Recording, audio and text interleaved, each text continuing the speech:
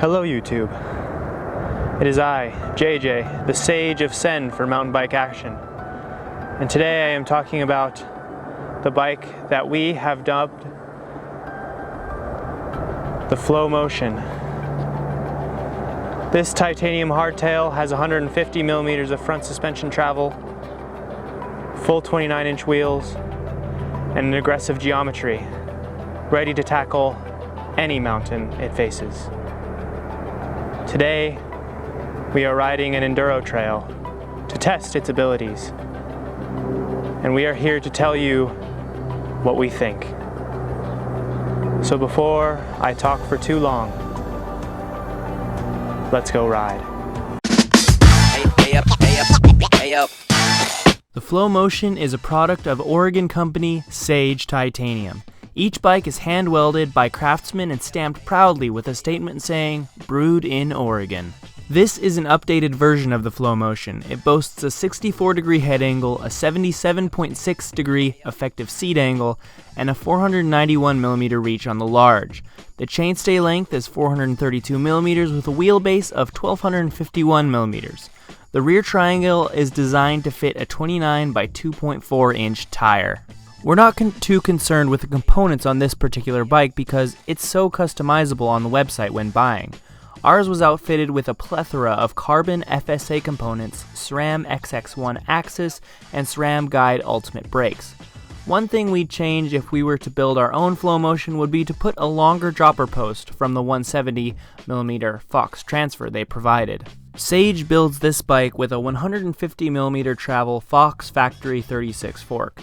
This fork features a Grip 2 damper, Kashima-coated stanchions, bleed valves for the outer legs, and a 44mm offset. Hardtails generally climb well, so it was no surprise that the Flow Motion doesn't disappoint in this area, especially on long, boring climbs up dirt roads. Sage categorizes this as an Enduro all-mountain bike, so the long wheelbase and stretched out front end makes climbing tighter technical sections a little more difficult, but generally not as bad as an equivalent full suspension bike. At 27 pounds, it's also lighter than its full suspension counterparts. This makes it a lot easier to set a cadence and get to the top of the climb with energy to spare. For the most part, this bike grips the ground quite well, but in technical climbing situations it can be a bit of a task to get up certain sections. You can't just sit down and power through such sections like with a full suspension bike, meaning you have to be more active on the bike to hold balance and to keep your momentum moving forward. This bike is built for the descent, so let's talk about that. Hardtails always have a send limit, no matter what they're designed to be, but the send limit on the Flow Motion seems to have been turned to 11.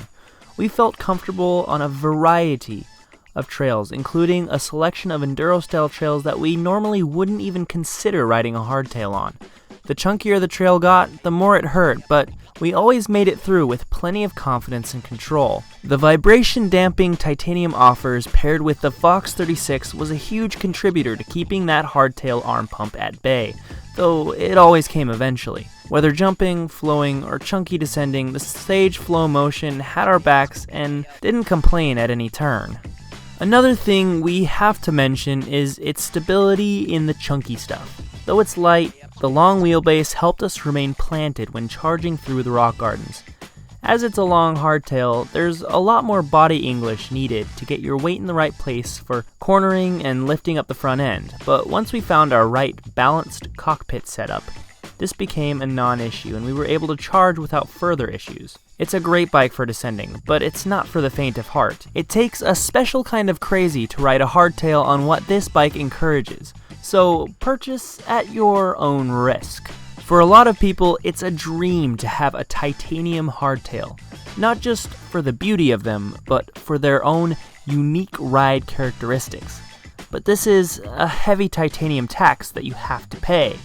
Thai bikes are not cheap, and the Flow Motion is no exception.